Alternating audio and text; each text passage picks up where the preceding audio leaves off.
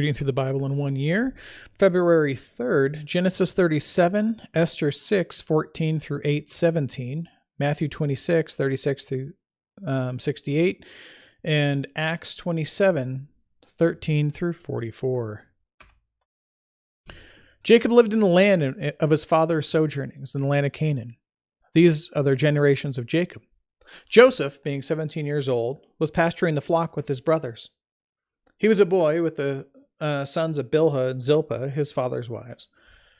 And Joseph brought a bad report of them to his father, or to their father. Now Israel loved Joseph more than any of his other sons because he was the son of his old age. And he made him a robe of many colors, not technicolor, not rainbow, just had a lot of colors in it. But when his brothers saw that their father loved him more than all his brothers, they hated him and could not speak peacefully with him or to him. Now, Joseph had a dream, and when he told it to his brothers, they hated him even more. He said to them, "Hear this dream that I have dreamed. Behold, we were binding sheaves in the field, and behold, my sheaf arose and stood upright, and behold, your sheaves gathered around it and bowed down to my sheaf." His brothers said to him, "Are you indeed to reign over us? Or are you indeed to rule over us?" So they hated him even more for his dreams and for his words. Then he dreamed another dream and told his brothers and said, "Behold, I have dreamed another dream. Behold, the sun, the moon, and 11 stars were bowing down to me." But when he told it to his father and his brothers, his father rebuked him and said to him, "What is this dream you have dreamed? Shall I and your mother and your brothers indeed come and bow ourselves down to the ground before you?" And his brothers were jealous of him, but his father kept the saying in his mind. Now, his brothers went to pasture the flock, or their father's flock near Shechem. And Israel said to Joseph, "Are not your brothers pasturing the flock at Shechem? Come, I will send you to them." And he said to him, "Here I am." So he said to him, "Go now, see if it is well with your brothers and with the flock, and bring me word." So he sent him from the valley of Hebron, and he came to Shechem. And a man found him wandering in the fields. And the man asked him, "What are you seeking?" "I'm seeking my brothers," he said. "Tell me, please, where they are pasturing the flock." And the man said, "They have gone away, for I heard them say, 'Let us go to Dothan.'" So Joseph went after his brothers and found them at Dothan. When they saw him from afar, and before he came near to them, they conspired against him to kill him. They said to one another, Here comes this dreamer.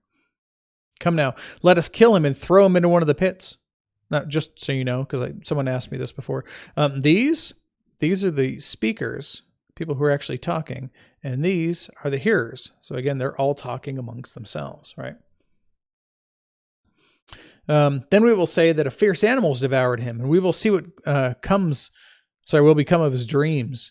But when Reuben heard it, he rescued him out of their hands, saying, see how now it's one speaker to everybody else, right? "Let us not take his life." And Reuben said to them, "Shed no blood. Throw him into a pit here in the wilderness, but do not lay a hand on him, that he might rescue him out of their hand and restore him to their father."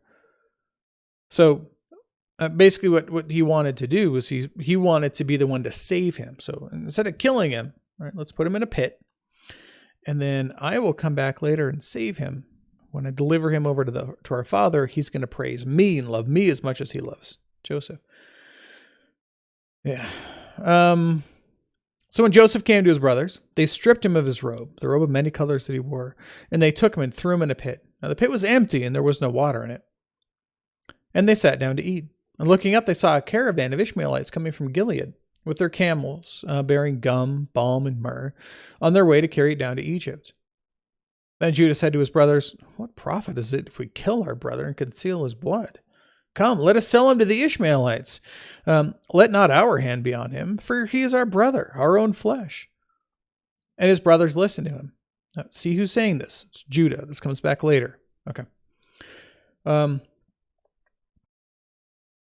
Then the Midianite traders passed by, and they drew Joseph out of the pit and lifted him up and sold him to the Ishmaelites for 20 shekels of silver. That's less than a slave price.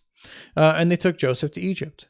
When Reuben returned to the pit and saw that Joseph was not in the pit, he tore his clothes and returned to his brothers and said, "The boy is gone, and where shall I go?" And they took Joseph's robe and slaughtered a goat and dipped the robe in the blood. And they sent the robe many colors and brought it to their father and said, "This is what we have found. Please identify whether it is your son's robe or not." And he identified it and said, "It is my son's robe. A fierce animal has devoured him. Joseph is without doubt torn to pieces." Then Jacob tore his garments and put sackcloth on his loins and mourned for his son for many days. All his sons and all his daughters rose up to comfort him, but he refused to be comforted and said, "No, I shall go down to Sheol," which is the place of the dead. Basically, he's saying, "I'm going to die," to my son mourning. Thus his father wept for him. Meanwhile, the Midianites had sold him in Egypt to Potiphar, an officer of Pharaoh, the captain of the guard. Esther. While they were yet talking with him, the king's eunuchs arrived and hurried to bring Haman to the feast that Esther prepared. Remember, because he had just gone out and was praising Mordecai, his mortal enemy, right? And leading him through the streets and proclaiming, "Thus it shall be done for the one whom the king seeks to honor," right? It's hilarious. Okay. So the king and Haman went into the feast with Queen Esther. And on the second day, as they were drinking wine after the feast, again the king said to Esther, "What is your wish, Queen Esther? It shall be granted to you. What is your request? Even a half of my kingdom, it shall be fulfilled."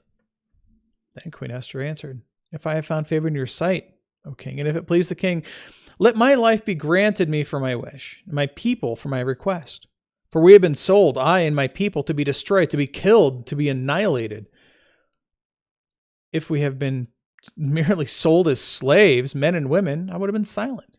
For our affliction is not to be compared with the loss of the king."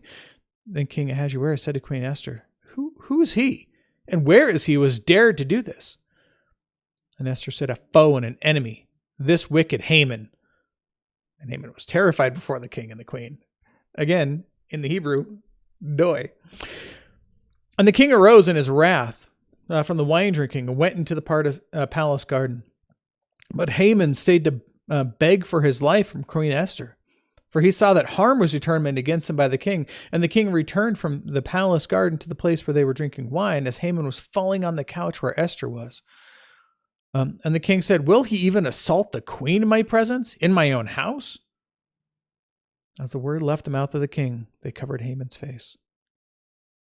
Then Harbona, one of the eunuchs and attendants on the king, said, "Moreover, the gallows that Haman has prepared for Mordecai, whose word saved the king, is standing at Haman's house, 50 cubits high, getting 75 feet. That's big." And the king said, "Hang him on that." And they hanged Haman on the gallows that he had prepared for Mordecai. And the wrath of the king abated. I'm sorry, just, another fierce enemy of the Jews being, hoisted upon his own petard. It's kind of funny. On that day, King Ahasuerus gave to Queen Esther the house of Haman, the enemy of the Jews, and Mordecai came before the king, for Esther had told what he was to her. And the king took off his signet ring, which he had taken from Haman, and gave it to Mordecai. And Esther set Mordecai over the house of Haman. Then Esther spoke again to the king. She fell at his feet and wept and pleaded with him to avert the evil plan of Haman the Agagite, and the plot that he had devised against the Jews.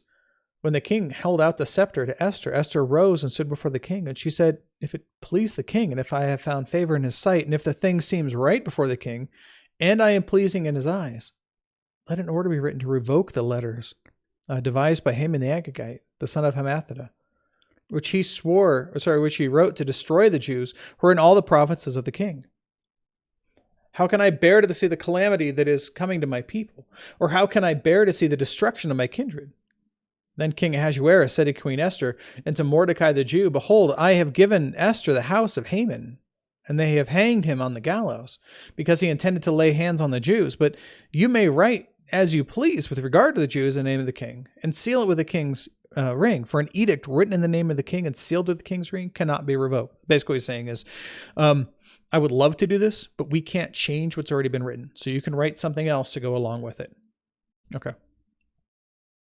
The king's scribes were summoned at that time in the third month, which is the month of Sivan, on the 23rd day. Now, because this whole thing's going to happen in the last month, right? So right now they're 3 months into the year. And an edict written according to all that Mordecai commanded concerning the Jews, to the satraps, and the governors and the officials of the provinces from India to Ethiopia, 127 provinces, to each province in its own script, and to each people in its own language, and also to the Jews in their script and in their language. And he wrote in the name of King Ahasuerus and sealed it with the king's signet ring.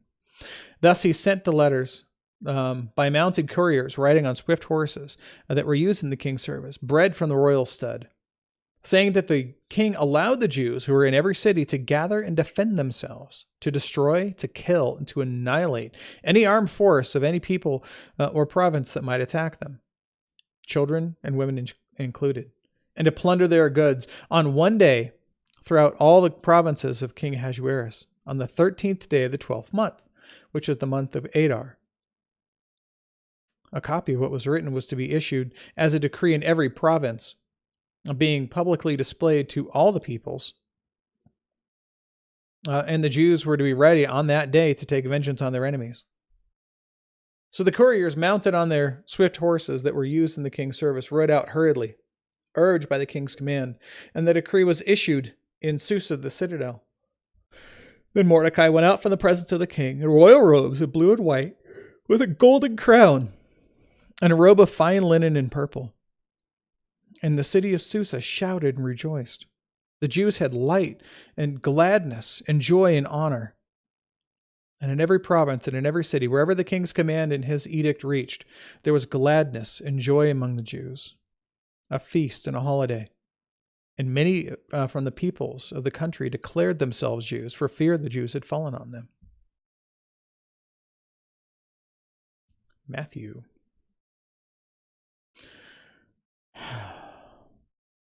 Okay, sorry. This reading and the next one are hard. So,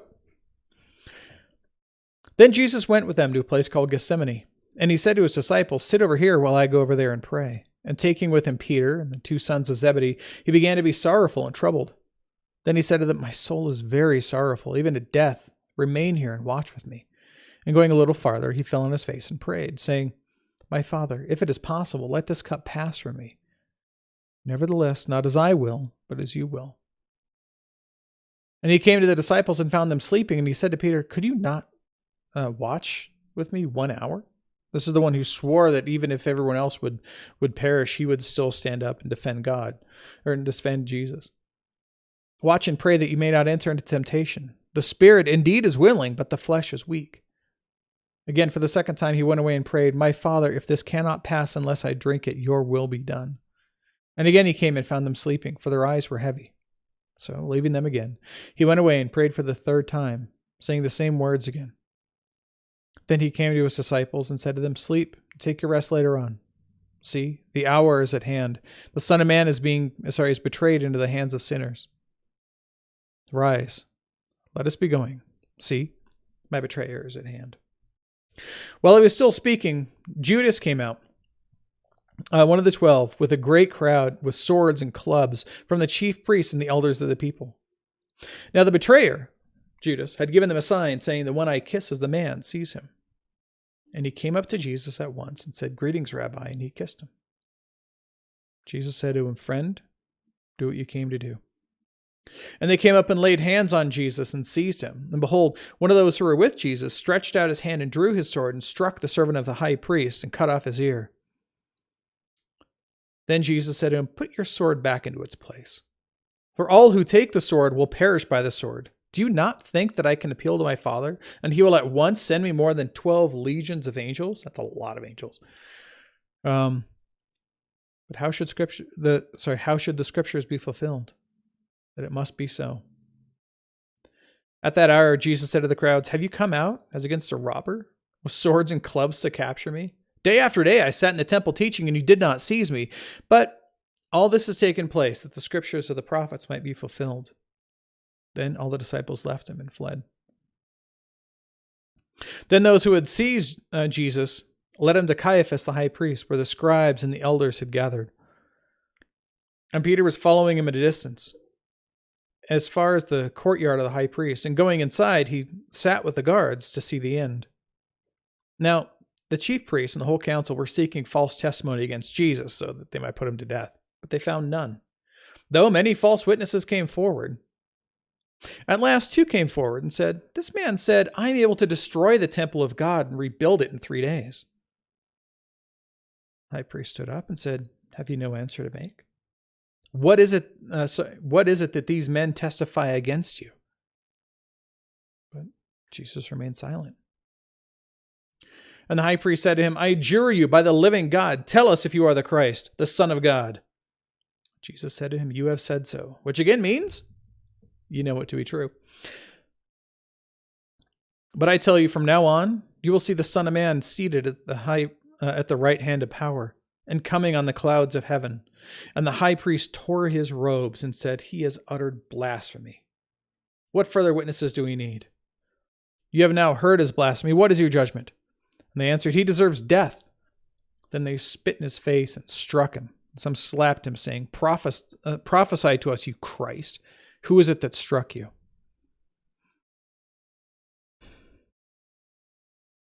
Acts 27, 13 through 44. Now, when the south wind blew gently, supposing they had obtained their purpose. Remember, they're trying to go on, but they're in a place that they really shouldn't harbor for the winter, but they've taken too long to get where they're going, and it's going to be dangerous. So the south wind was blowing gently, so like, okay, cool. Maybe we can get out of here and get to a safer place. So they weighed anchor and sailed along Crete close to the shore. But soon a tempestuous wind, called the northeaster, struck down from the land. And when the ship was caught, it could not face the wind, and we gave way to it and were driven along, running out of the lee of a small island called Cauda. We managed with difficulty to secure the ship's boat.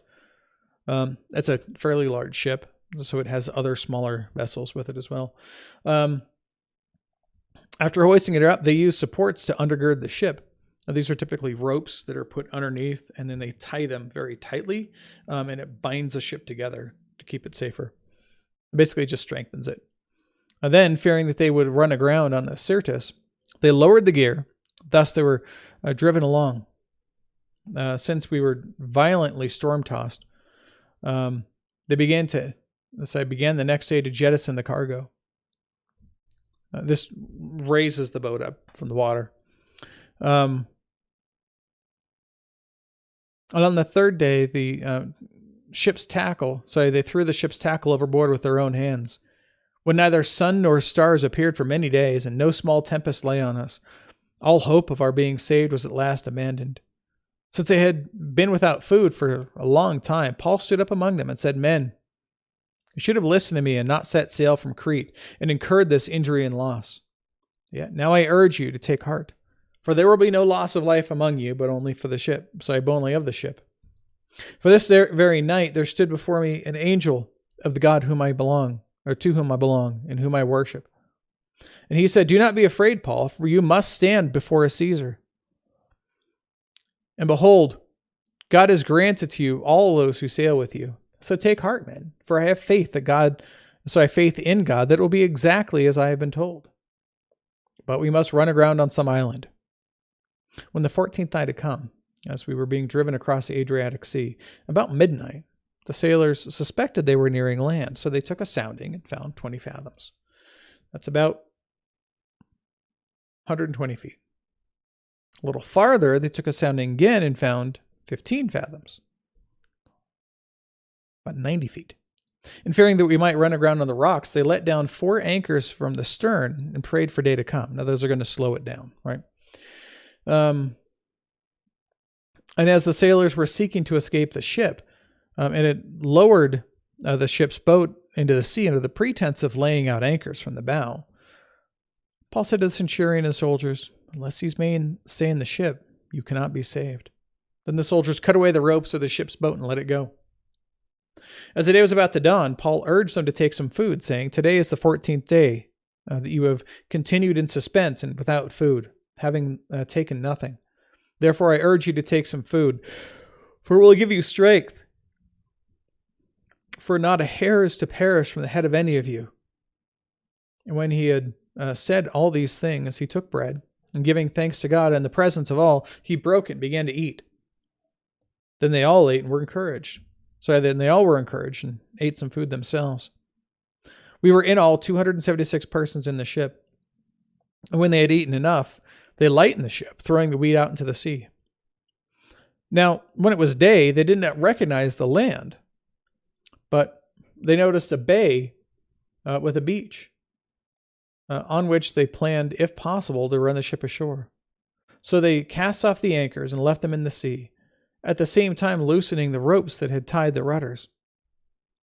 Then, hoisting the foresail to the wind, they made for the beach, but striking a reef that ran the vessel aground. The bow stuck and remained immovable, and the stern was being broken up by the surf. The soldiers' plan was to kill the prisoners, lest any should swim away and escape. But the centurion, wishing to save Paul, kept them from carrying out their plan. He ordered that those who could swim to jump overboard first and make for the land, and the rest on planks or on pieces of the ship, so it was that all were brought safely to land. Behold, the word of the Lord.